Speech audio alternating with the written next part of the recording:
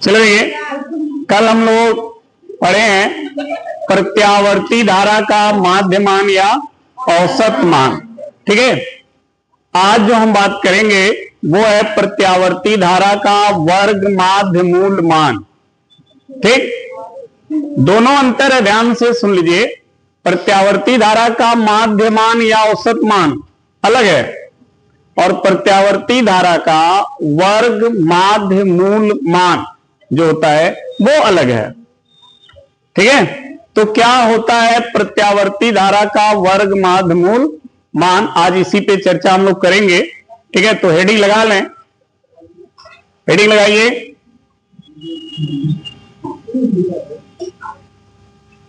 प्रत्यावर्ती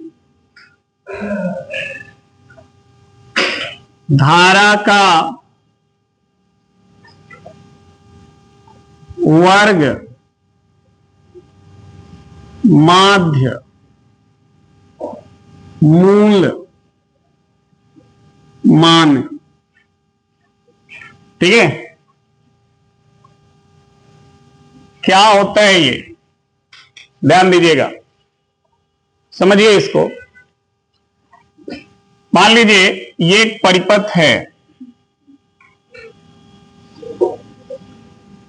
यह एक परिपथ है,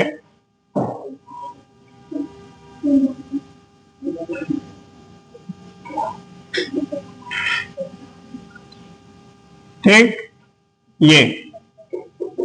यही परिपथ हम इसके नीचे भी ड्रा कर दे रहे हैं। देखिए परिपथ दोनों सेम है, बस यहां पे अलग अलग इसको बनाया जा रहा है। सेम दोनों है, ठीक है जी। ध्यान दीजिए क्या होता है प्रत्यावर्ती धारा का वर्ग माध्य मूल मान, किसे हम कहते हैं। ठीक, मान लीजिए इस वाले में प्रत्यावर्ती धारा प्रवाहित हो रही है, आई। ठीक है, यह प्रत्यावर्ती धारा अपने एक चक्र के दौरान प्रवाहित होकर के जितनी ऊष्मा उत्पन्न करती है, अगर उतना ही ऊष्मा उसी परिपथ में कोई नियत धारा उतने ही समय तक प्रवाहित होकर के उत्पन्न करती है, तो उस धारा को इस प्रत्यावर्ती धारा का क्या कहेंगे, वर्ग माध्य मूल मान। ठीक है, या हम ये भी कह सकते हैं कि प्रत्यावर्ती धारा का वर्ग माध्य मूल मान उस धारा के बराबर होता है जो किसी परिपथ में एक निश्चित समय में प्रवाहित होकर के जितनी ऊष्मा उत्पन्न करती है, उतनी ही ऊष्मा प्रत्यावर्ती धारा उसी परिपथ में प्रवाहित होकर के अपने एक चक्र के दौरान उत्पन्न करती है। तो उस नियत धारा को हम क्या कहेंगे, प्रत्यावर्ती धारा का वर्ग माध्य मूल मान। समझ में आई बात। हमने कहा इसमें प्रत्यावर्ती धारा बह रही है, ये अपने एक चक्र में जितनी ऊष्मा उत्पन्न करेगी, ठीक, अगर उतनी ही ऊष्मा इसी परिपथ में उतने ही समय तक कोई दूसरी धारा प्रवाहित करके अगर उत्पन्न की जा रही है, तो उस दूसरी धारा को प्रत्यावर्ती धारा का क्या कहेंगे, वर्ग माध्य मूल मान। ठीक है ना। तो ये प्रत्यावर्ती धारा है और जो दूसरी धारा इसमें बह रही है जो इसी के बराबर ऊष्मा उत्पन्न कर रही है, वो धारा इस प्रत्यावर्ती धारा का वर्ग माध्य मूल मान कहलाएगा और उसको हम क्या लिखेंगे, RMS। ध्यान देना, IRMS। इसका मतलब क्या होता है, देखो R का मतलब होता है रूट, M का मतलब होता है मीन और S का मतलब होता है स्क्वायर। मतलब समझो, रूट का मतलब वर्गमूल जिसको आप कहते हो, या वर्गमूल, ठीक। और मीन का मतलब होता है माध्य, स्क्वायर का मतलब होता है वर्ग। तो ये हो गया वर्ग मूल माध्य मान, वर्ग मूल माध्य मान। इसीलिए लिखा जाता है IRMS। ठीक है, जो आपने यहां पूरा लिखा है ना, वर्ग माध्य मूल, तो ये वर्ग क्या है? स्क्वायर, माध्य क्या है? मीन, और मूल क्या है? रूट। ठीक, इसी को शॉर्ट फॉर्म में लिखा गया है, तो ध्यान रखिएगा, इसको बोलते हैं IRMS। समझ में आ गई बात? और इसका डिफिनीशन अभी हमने आपको बताया था कि इसका डिफिनीशन क्या होता है। ठीक है, क्लियर हो गया ना? आरएमएस की वैल्यू क्या होती है? आरएमएस का पूरा नाम क्या है? रूट मीन स्क्वायर, हिंदी में वर्ग माध्य मूल। ठीक, देखिए लिखते हैं, प्रत्यावर्ती धारा, प्रत्यावर्ती धारा का वर्ग माध्य मूल, ठीक है, मान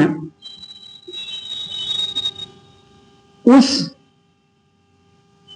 धारा के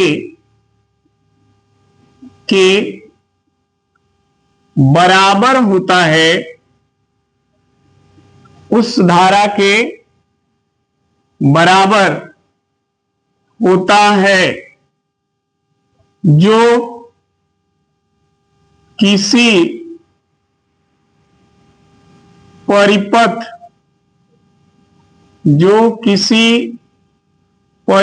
में प्रवाहित होकर, जो किसी परिपथ में एक निश्चित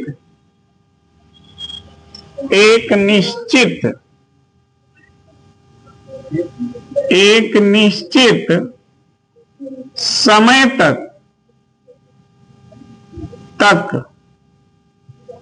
प्रवाहित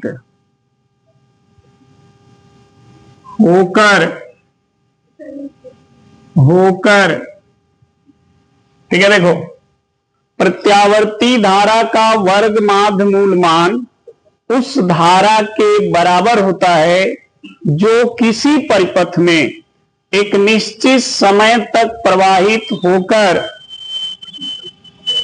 उतनी उष्मा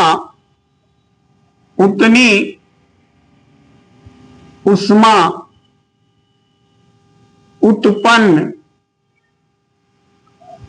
करता है जितनी की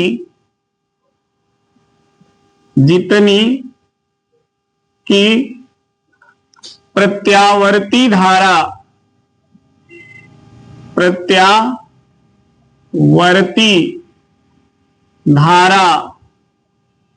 उसी परिपथ में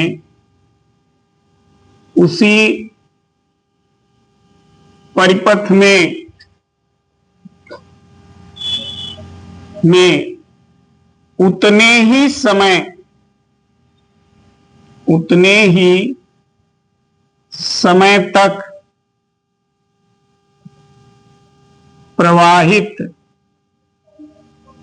होकर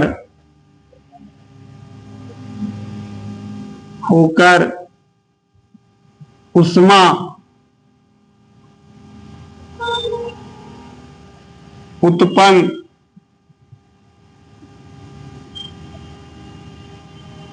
करता है। देख लो क्या लिखा गया है, समझो इसको।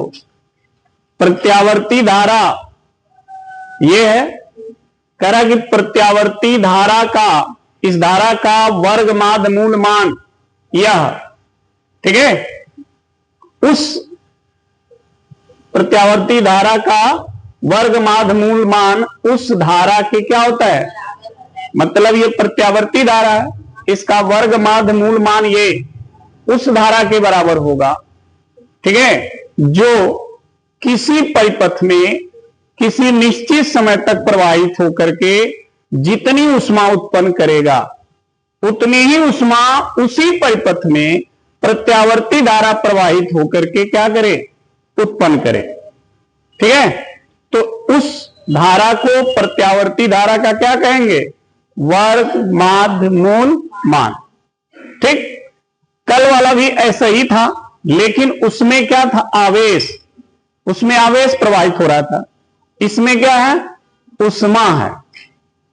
ध्यान से इस चीज को माइंड में सेट कर लेना। अगर प्रत्यावर्ती धारा का माध्य मान या औसत मान पूछे तो उसमें आवेश प्रवाहित निकाला जाता है, और जब वर्ग माध्य मूल मान पूछा जाए तो इसमें क्या निकालते हैं, उष्मा निकालते हैं।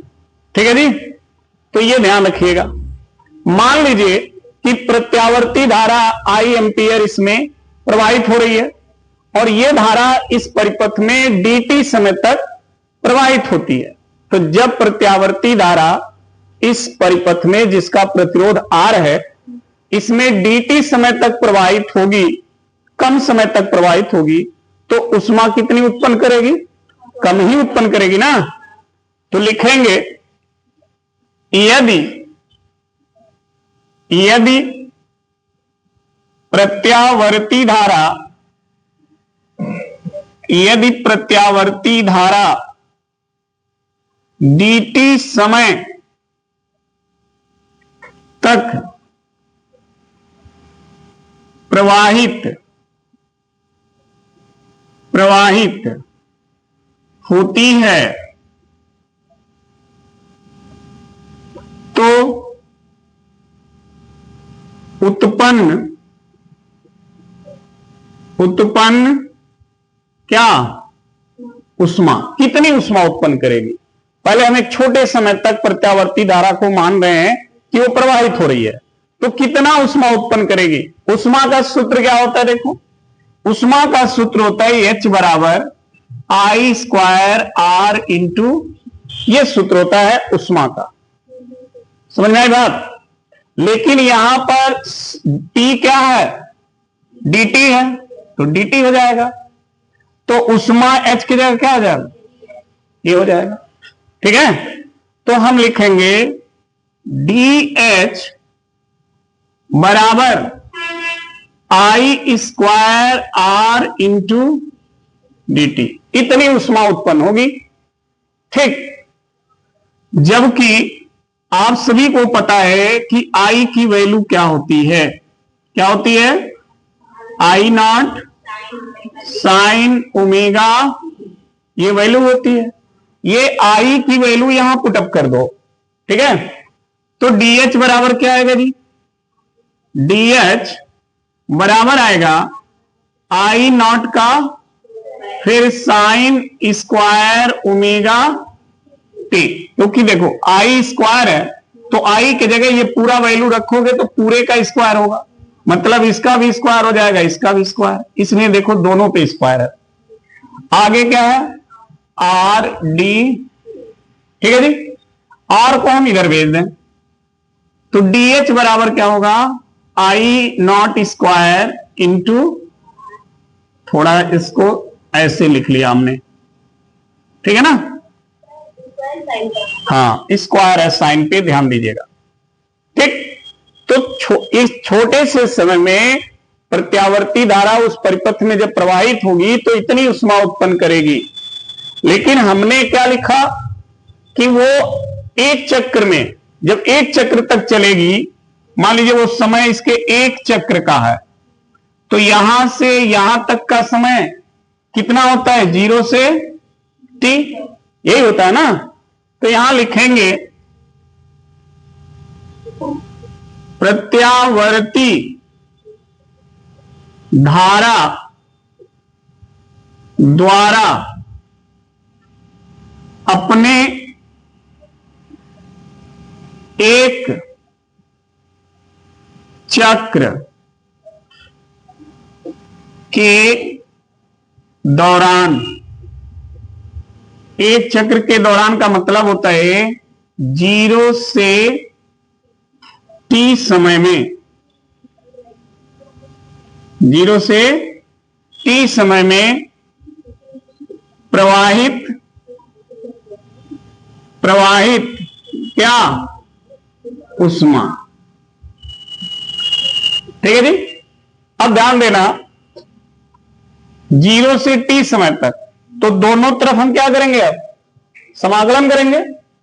इधर का समाकलन क्या हो जाएगा जी, और इधर समाकलन ना i का होगा ना, तो इसको हम करेंगे ब्रैकेट से बाहर।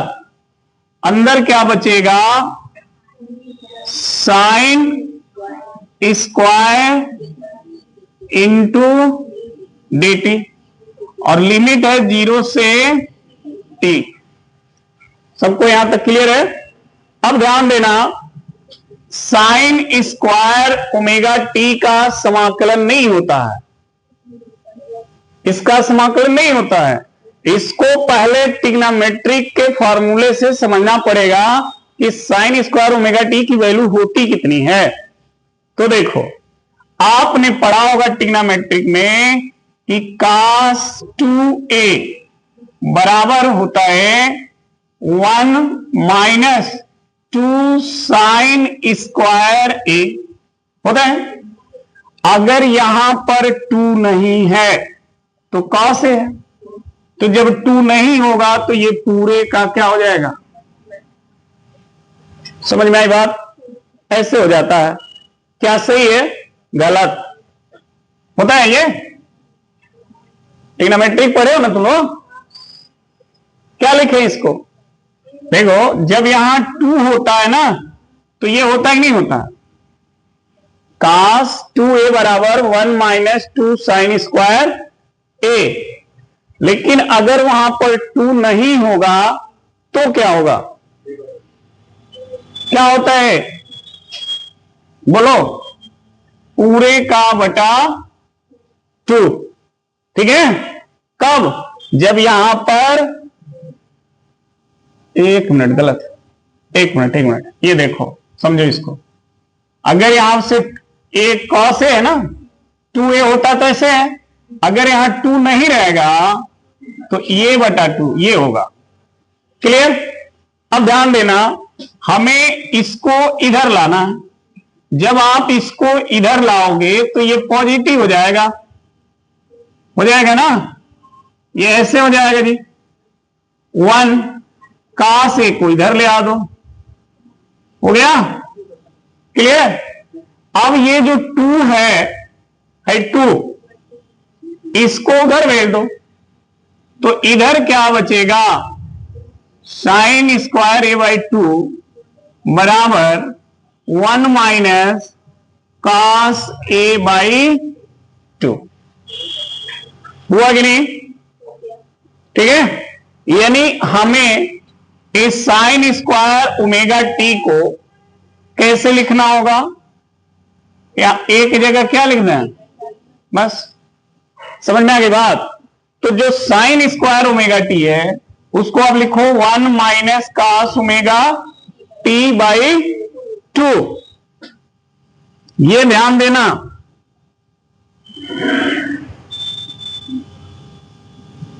ये सब मैथ है।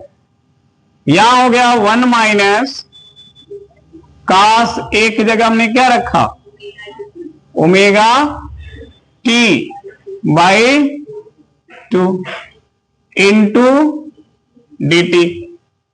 ठीक है जी। इसमें देखो 2 को बाहर कर दो तो हो जाएगा आई स्क्वायर आर बाई 2, बचा गया 0 से T 1 minus cos omega T into D T. ध्यान देना, इसमें 2 पद हैं, एक 1 है और एक, ठीक है। तो h बराबर I not square into R by 2। अब देखना यहां पर इसको 2 बार इंटीग्रेट, एक इसका भी करना पड़ेगा, इसका भी करना। तो अगर हम 1 का करें तो dt का मल्टीप्लाई करोगे तो क्या आएगा, dt, फिर ये माइनस, फिर इंटीग्रेशन 0 से, और ये हो गया cos ओमेगा टी इंटू, हो गया कि नहीं, ठीक है। अब देखो H equal to I not square R by 2। यहां देखो, जब यहां कुछ भी ना हो तो हम आपको बार बार बताते हैं डी के साथ जो होता है वही लिख दिया जाता है। तो क्या है डी के साथ? तो यहां पे टी लिख दो, ठीक, और इसका लिमिट हो गया 0 से, हो गया जी। फिर आओ माइनस, इसमें आ जाओ, कास ओमेगा टी का समाकलन होता है साइन ओमेगा टी बाई में ओमेगा, और ये हो गया 0 से, हो गया। ध्यान देना, h equal to I not square R by 2, ठीक है जी। यहां देखना ध्यान से, t को एक बार upper limit minus lower limit, ये लो हो गया, हो गया। अब इधर आ जाओ, ओमेगा को बाहर कर लो, -1 बाई ओमेगा। अब अंदर जो बचा है वो है साइन ओमेगा टी, तो साइन, ठीक है, और ओमेगा को क्या लिखते हो? 2 पाई बाई टी लिखते हो ओमेगा को, इंटू टी, और टी के जगह अपर लिमिट, तो वो क्या है? टी। फिर लिखोगे minus sine 2 pi by T की जगह 0, हो गया जी।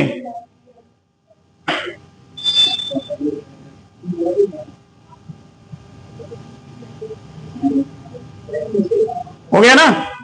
चलो फिर देखो, H equal to I not square R by 2, ये देखो यहां केवल बचा टी, -1 बाई ओमेगा, टी से टी कट गया, बचा साइन 2 पाई। बताओगे साइन 2 पाई का मान? साइन 360, साइन 360 की वैल्यू क्या होती है?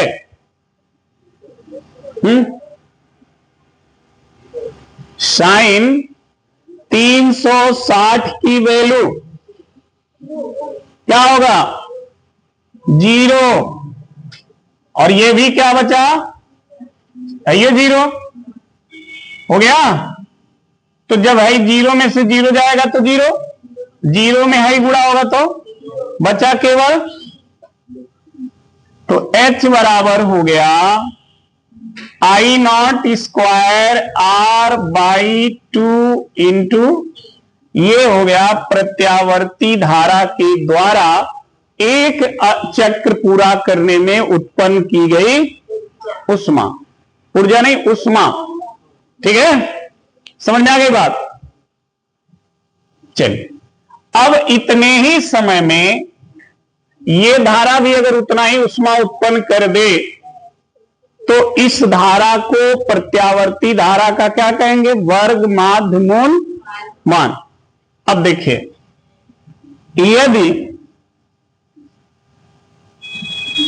यदि नियत धारा कौन? IRMS, ठीक है, टी समय तक क्या होती है? प्रवाहित होती है, ठीक है, तो उत्पन्न क्या?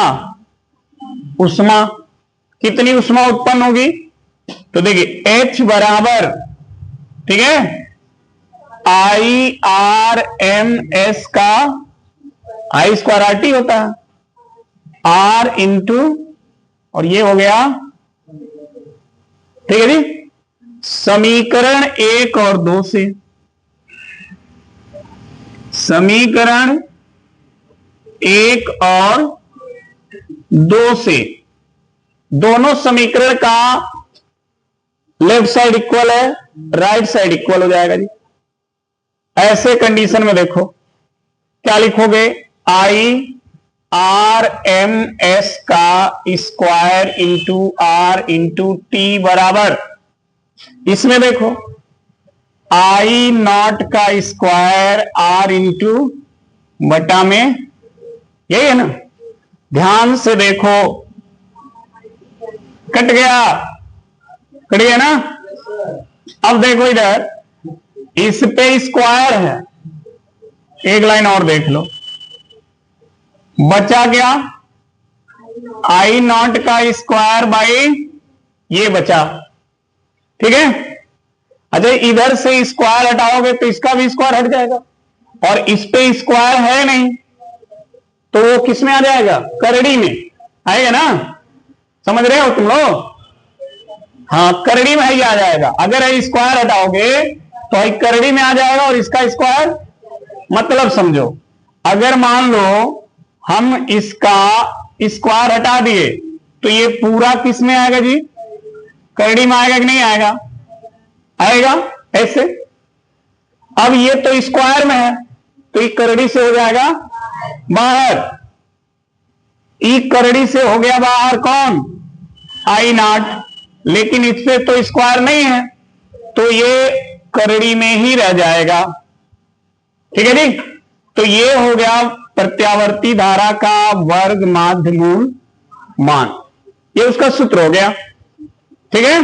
अब देखो करड़ी में 2 से, इसी को एक लाइन और देखो, आर एम एस, इसको हम क्या ऐसे लिख सकते हैं, बोलो लिख सकते हैं, 1/2 अब करड़ी में 2 के मान से जब 1 में भाग दोगे, ठीक है, तो आई आर एम एस बराबर आएगा 0.707 आई नॉट। तो एक तो हमको ये सूत्र मिल गया, यानी प्रत्यावर्ती जो धारा है वो अपने शिखर मान का इतना, प्रत्यावर्ती धारा का वर्ग माध्य मूल मान उसके शिखर मान का इतना गुना होता है, ठीक।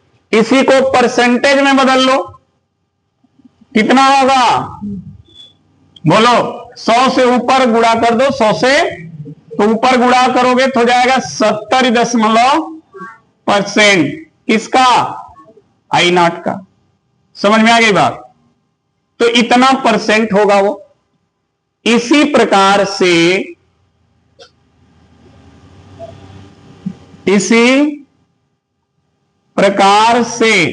कौन, प्रेरित विद्युत वाहक बल, ठीक है। प्रेरित विद्युत वाहक बल का भी इसी तरह से आप वर्ग माध्य मूल मान निकालोगे तो क्या लिखोगे, ई आर एम एस बराबर, एक तो ये भी फॉर्मूला लिखोगे ई नॉट बाई करड़ी में, दूसरा ये भी लिखोगे E R M S 0.707 E naught, और ये भी लिखोगे परसेंटेज वाला, ठीक है। तो 70.7% ई नॉट। समझ में आ गई बात। तो ये रहा प्रत्यावर्ती धारा का वर्ग माध्य मूल मान और प्रेरित विद्युत वाहक बल का वर्ग माध्य मूल मान, ठीक है। ये भी टॉपिक देखिएगा एग्जाम में कई बार पूछा हुआ है, ये सब डेरिवेशन बहुत इंपॉर्टेंट हैं, ठीक है। तो इसलिए इसको अच्छे से तैयार कर लीजिएगा, ठीक है। और ये ध्यान देना, ये ट्रिग्नोमेट्री का फॉर्मूला है, उसी से लिखा गया ये, हाँ कौन है, ये सूत्र है बाबू, सूत्र जो मैथ वाले समझ रहे होंगे, cos 2a बराबर, ये जब यहां 2 होता है ना तो ये फॉर्मूला ऐसे होता है, ठीक। जब यहां 2 नहीं होता है तो इसको बटे में लिखा जाता है, ठीक है जी, ऐसे। अब इसको चूंकि समाकलन साइन स्क्वायर ओमेगा टी का नहीं होता है। इसी वजह से ट्रिग्नोमेट्री का फॉर्मूला लगाया गया है। अगर केवल साइन ओमेगा टी होता ना तो समाकलन हो जाता, लेकिन इस पे 2 घात है और 2 घात इस ट्रिग्नोमेट्री के 2 घात का समाकलन नहीं करता ये साइन के, ठीक है। तो आप इसको बदलोगे, ये वाला टर्म इधर ले आ दो, ये वाला उधर ले जाओ, ठीक। 2 को उधर भेज दोगे, पूरे का बटा हो जाएगा। यानी अब साइन वाला जो फॉर्म है स्क्वायर में, वो बिना स्क्वायर के रूप में हो गया कि नहीं हो गया, और वही मान यहां पर क्या किया हमने, रख दिया, ठीक है। और बाकी मैथमेटिक्स रूल लग गया। क्लियर, नोट कर लीजिए।